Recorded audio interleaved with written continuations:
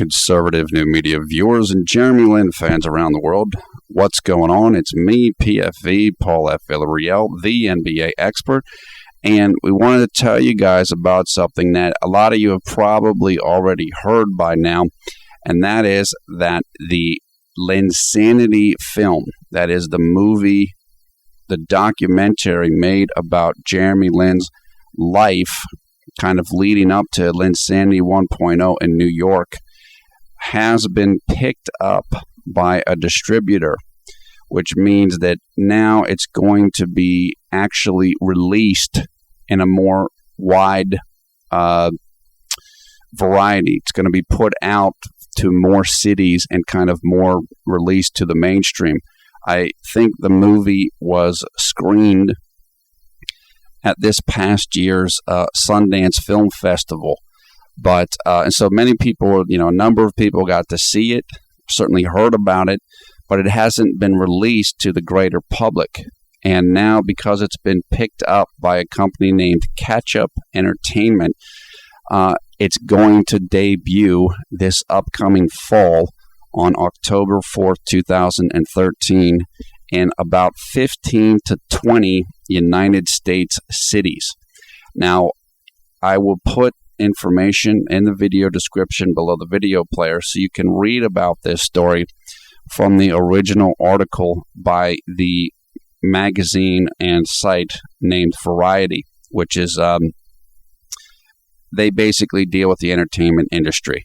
They're a wider magazine, but they kind of know the comings and goings of what's going on in the film and television industries, and that's what they work on. So there's an article in there all about this, and they talk about how Evan Jackson Leong made the movie and who financed it, etc., etc. I also wanted to include in that information somebody from ClutchFans, a poster that is named CarolNYC, was able to attend a screening of Linsanity that took place 2 days ago, July 24th, Wednesday, 2013, in New York City. And she got to see the movie, and she also kind of talked about what the atmosphere was like. Said it was sold out, I believe, and really good buzz. And I think that there was a question and answer session after the movie screened, and I believe that one of the people that took questions was a Sports Illustrated writer named Pablo Torre. And I believe that Mr. Torre was at Harvard when Jeremy was there. And I think he's got a very good relationship with Jeremy. And I'm pretty sure that one of the questions that Pablo Torre was asked was, hey, what do you think is going to happen with Jeremy down the line? And I'm pretty sure Pablo answered, yeah, he's going to get a lot better. And as you guys know, I completely agree with that. So it's easy to look back on Linsanity 1.0 and think, oh, that's it, and it's all over. And we certainly have heard that before from various people and various corners of the internet. It's kind of like it's done, it's over. Jeremy was a flash in the pan, a fluke. But I don't think that's the case. Now, when you play with a couple of great players like Dwight Howard, like James Harden, Jeremy's not going to have the same opportunities that he had in New York when he was basically running the team with Carmelo Anthony and Amari Stoudemire out with injuries, and Mike D'Antoni, the coach, who loves pick and roll and wide open offense, which worked really well for Jeremy. But still, if Jeremy improves, which I'm extremely confident is going to happen as long as he's able to stay healthy, he's going to get his moments. We saw them plenty last year in the 2012 and 2013 season, including moments like the 38 points against the Spurs, the 28, 8, and 7, or whatever it was, against the Oklahoma City Thunder, with some clutch play down the stretch. So there's plenty more to come. I think there's going to be a lot more Linsanity in the future, provided that Jeremy stays healthy. I think it's going to take place in Houston, we'll see what happens. It does look like Jeremy will be with the team, at least at the beginning of this year. There's still some rumors out there. There's still people that want Houston to sign Brandon Jennings and replace Jeremy. There's still people that want LaMarcus Aldridge and think that Jeremy might be part of a trade package for him. So we'll see. Nothing's set in stone. And I definitely think that the general manager of the team, Daryl Morey, he's a very active guy. If he thinks that he can get somebody better or upgrade his talent, he's going to do it. Whereas other general managers they're more likely to stay put. So, and I'm not saying that in a negative way. I think Daryl Morey does a great job, but he'll make moves. I mean, if he has the opportunity to move guys, he'll move them if he thinks he can upgrade. So I say that because you can't quite be certain of a player's position, at least if he's not a top-tier player on the team, when Daryl Morey is involved, because he'll move guys. So I think Jeremy's going to be with the team, but we'll see. Also included in that set of information is the Facebook page for the Linsanity movie. Looks like they're doing some things. They might be doing some kind of some updates, this type of thing. I just looked at the page quickly. So, look, this is great.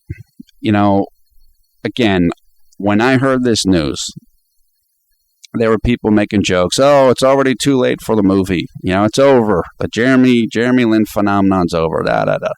Look, regardless of what happens for Jeremy going forward, and you guys know how I feel about what his prospects are,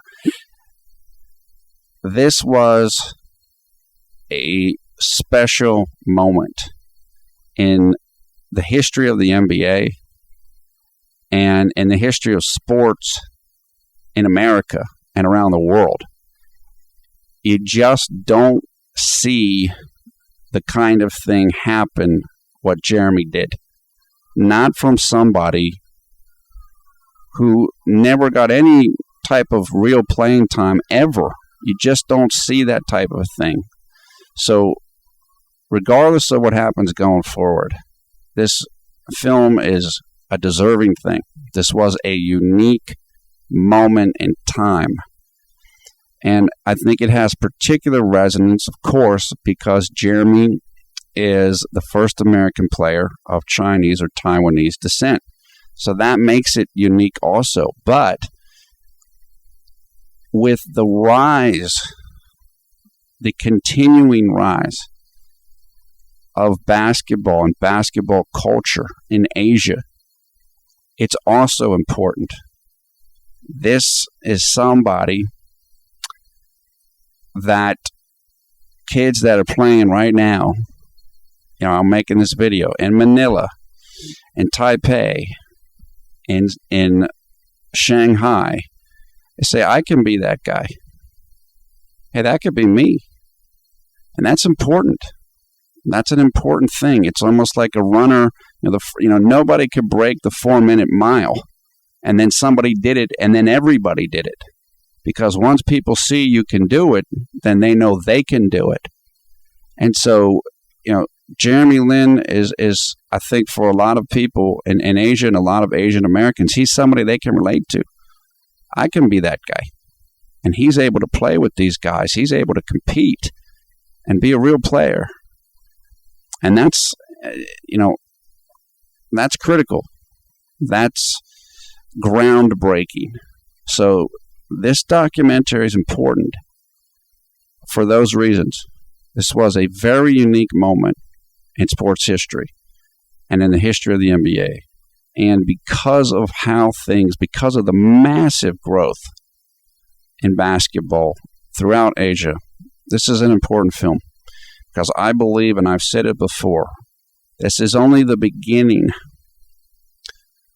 of the talent influx you're going to see from Asia and from people of Asian descent. That's my guess. Now, we've already seen a couple of people, and it's not that nobody of Asian descent's ever played in the NBA before. Of course, there's people like Yao Ming. But because of just because of how the culture is growing for basketball, for the NBA around the world, I think you're going to see a lot more. And this is, Jeremy's, he's kind of a harbinger. He's kind of a herald, part of the first wave or the second wave. And it's important. I think, like I said, Jeremy means a lot to a lot of people. We love him, of course, for a lot of reasons.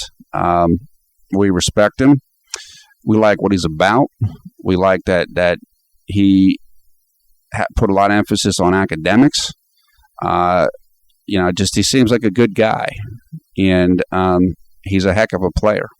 He's a very talented player. So I'm glad that this film is going to get the distribution that it deserves to get.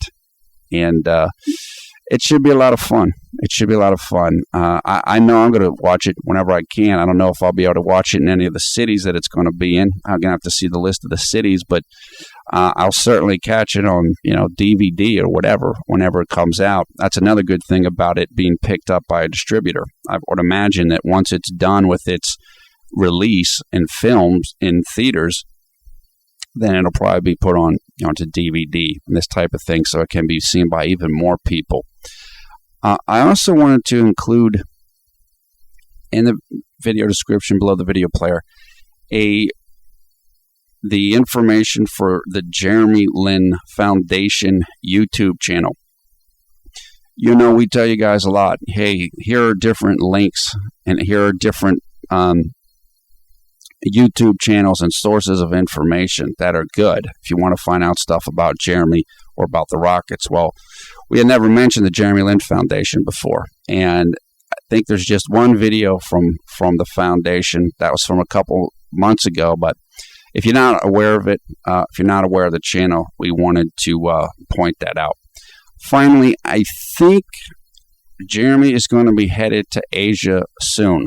I need to get more information about that. I know he's going in August. I'm almost certain of that he's going to Asia in August. I believe right now that he's working at a camp for his high school basketball coach in Palo Alto as we speak this week. I know he's up in that area right now. I saw some young woman put out a tweet yesterday that she saw him in Chipotle's or something in Palo Alto. So I know he's up in that area right now, and I'm pretty sure he's at that camp, just based on a couple of things that have been said to me, including a comment left by a commenter saying, yeah, he seems to be committed to that camp for this week. So, but I do think soon he will be headed off to Asia. And maybe the first stop is in Taiwan. I'm sure some of you guys know that. Hanny Chang and some other people that are going to see him there. So that's great. And we'll certainly be following that and looking forward to that. And that's it for now. That's the latest that we know about Jalen. I haven't heard more about his workouts or anything. As again, if he's working at this camp this week, then I'm sure he's still getting his own work in, when the camp is done or at nights or whatever. Having gone to a basketball camp before, I can tell you that a lot of times what happens is the counselors, which is probably Jeremy's role, kind of helping teach people. A lot of times they'll play at night. They'll run the camp in the day, and then wherever it is that they're playing at or training at for the camp kids, at night, the counselors plus, their buddies and stuff will come in and run serious games. I went to a camp in Northern California in, the mid-'80s or late 80s, and had a couple of, one in particular of Rick Barry's sons, Scooter Barry, who played at Kansas, and they would have some great games at night. And a lot of us kids that were at the camp, we'd go and watch them at night just because, it was much better than what we were able to do as, 14-year-olds or whatever. So I would imagine Jeremy's still getting some work in nighttime, even if he's working at this camp. Okay, that's it for now. Thumbs up, thumbs down on this video. Your comments below, of course. And we invite you to come and join the Conservative New Media Facebook group, which has over 2,500 members and growing. You'll see information for that also in the video description. Once again, I am Paul Filleriel, PFE, the NBA expert. Thanks a lot for watching Conservative New Media. As you know, we strive to be the #1 Jeremy Lin YouTube fan channel.